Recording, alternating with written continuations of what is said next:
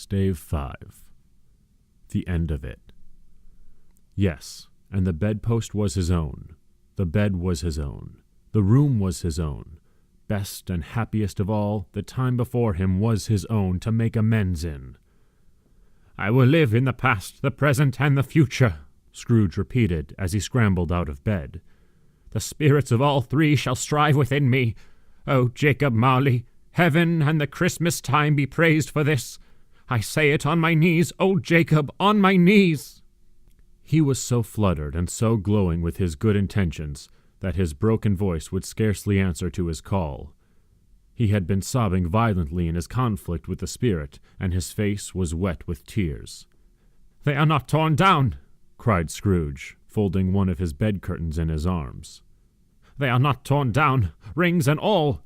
They are here. I am here. The shadows of the things that would have been dispelled. They will be. I know they will." His hands were busy with his garments all this time, turning them inside out, putting them on upside down, tearing them, mislaying them, making them parties to every kind of extravagance. "I don't know what to do," cried Scrooge, laughing and crying in the same breath, and making a perfect lacoon of himself with his stockings. "I am as light as a feather. I am happy as an angel. I am as merry as a schoolboy. I am as giddy as a drunken man. A Merry Christmas to everybody. A Happy New Year to all the world. Halloo there! Whoop! Halloo!" He had frisked into the sitting room and was now standing there perfectly winded. "There's the saucepan that the gruel was in," cried Scrooge, starting off again and going round the fireplace. "There's the door by which the ghost of Jacob Marley entered. There's the corner where the ghost of Christmas present sat. There's the window where I saw the wandering spirits. It's all right. It's all true. It all happened. Ha ha ha ha!" Really, for a man who had been out of practice for so many years, it was a splendid laugh, a most illustrious laugh, the father of a long line of brilliant laughs. "I don't know what day of the month it is," said Scrooge.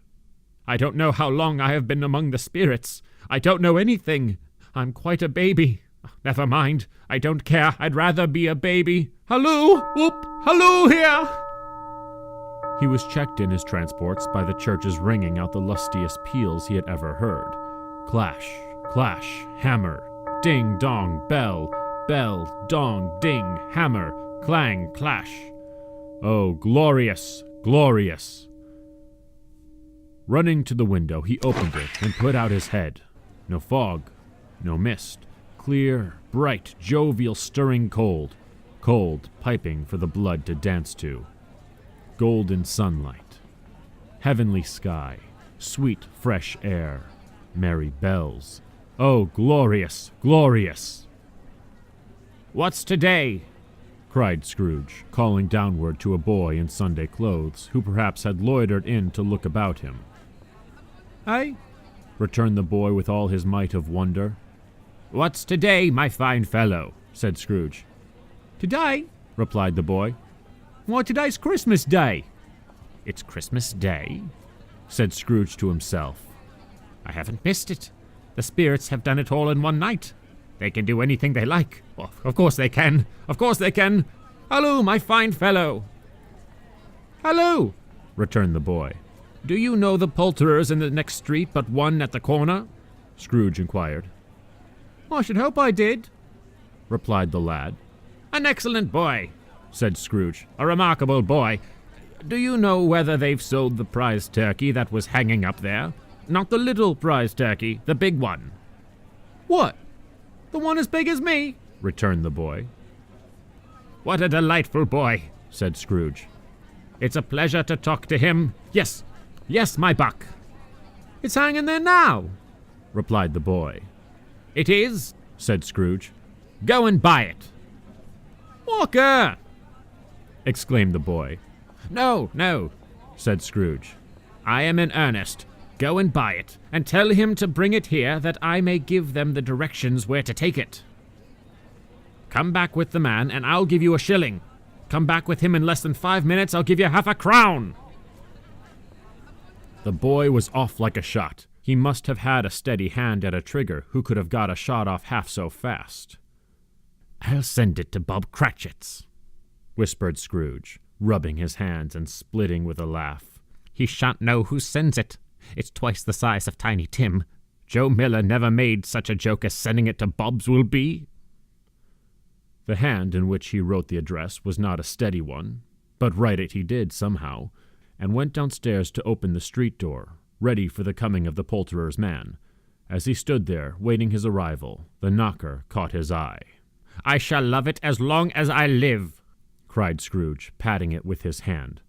"I scarcely ever looked at it before. What an honest expression it has in its face. It's a wonderful knocker. Here's the turkey. Halloo, whoop! How are you? Merry Christmas!"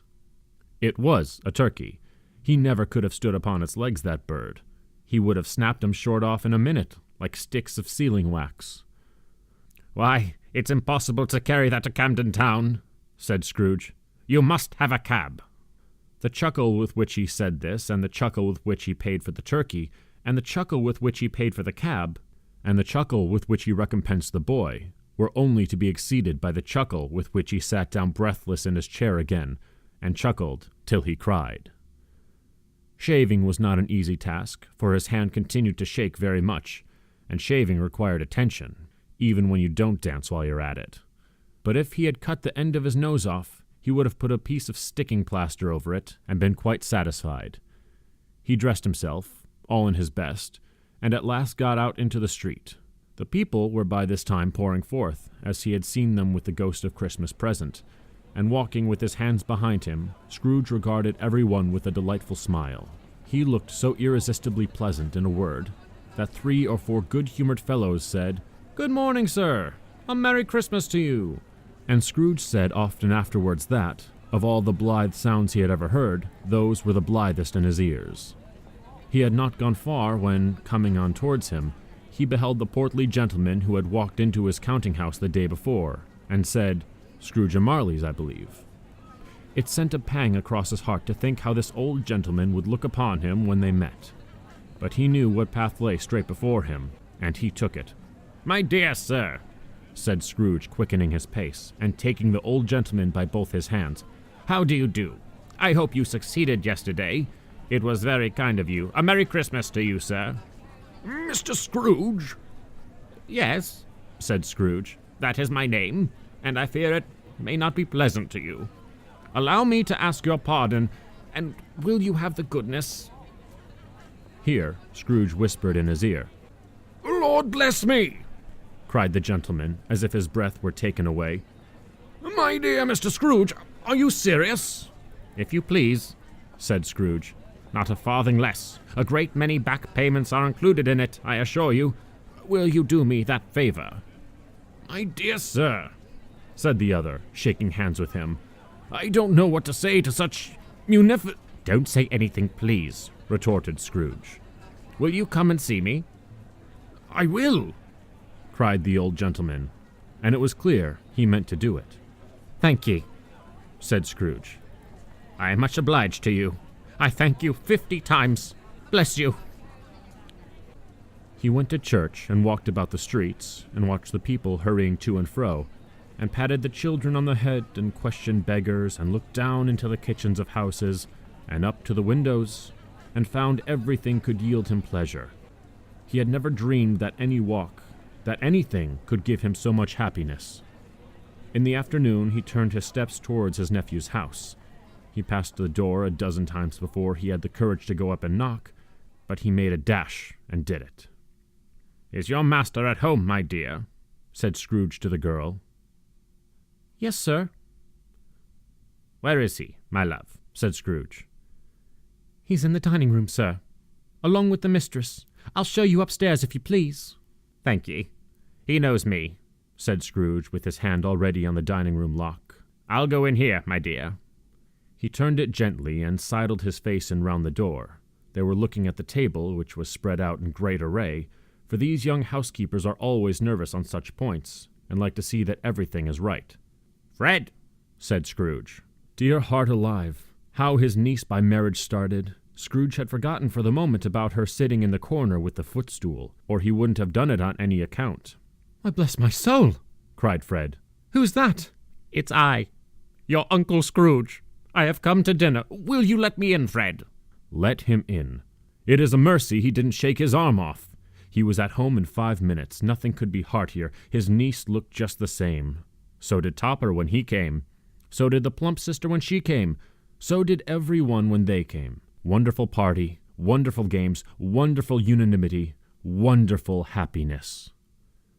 But he was early at the office next morning. Oh, and he was early there. If he could only be there first and catch Bob Cratchit coming late, that was the thing he had set his heart upon.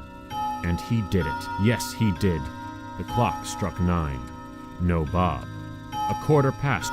No Bob. He was full 18 minutes and a half behind his time. Scrooge sat with his door wide open, that he might see him come into the tank. His hat was off before he opened the door. His comforter, too.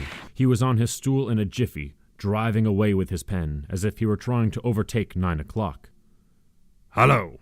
growled Scrooge in his accustomed voice, as near as he could to feign it. "What do you mean by coming here at this time of day?"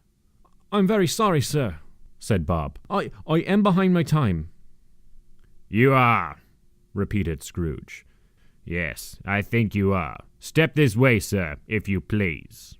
"It's only once a year, sir," pleaded Bob, appearing from the tank. "It shall not be repeated. I was making rather merry yesterday, sir." "Now I'll tell you what, my friend," said Scrooge. "I am not going to stand this sort of thing any longer, and therefore," he continued, leaping from his stool and giving Bob such a dig in the waistcoat that he staggered back into the tank again, "and therefore I am about to raise your salary." Bob trembled and got a little nearer to the ruler. He had a momentary idea of knocking Scrooge down with it, holding him, and calling to the people in the court for help and a straight waistcoat. "A Merry Christmas, Bob," said Scrooge with an earnestness that could not be mistaken, as he clapped him on the back. "A merrier Christmas, Bob, my good fellow, than I have given you for many a year.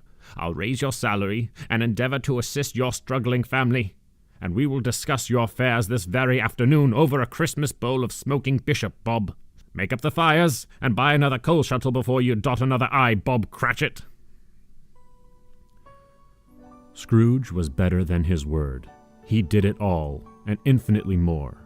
And to Tiny Tim, who did not die, he was a second father. He became as good a friend, as good a master, and as good a man as the good old city ever knew, or any other good old city, town, or borough in the good old world. Some people laughed to see the alteration in him, but he let them laugh, and little heeded them, for he was wise enough to know that nothing ever happened on this globe for good, at which some people did not have their fill of laughter on the outset. And knowing that such as these would be blind anyway, he thought it quite as well that they should wrinkle up their eyes in grins as have the malady in less attractive forms. His own heart laughed, and that was quite enough for him. He had no further intercourse with spirits, but lived upon the total abstinence principle ever afterwards. And it was always said of him that he knew how to keep Christmas well if any man alive possessed the knowledge. May that be truly said of us, and all of us. And so, as Tiny Tim observed, God bless us, every one.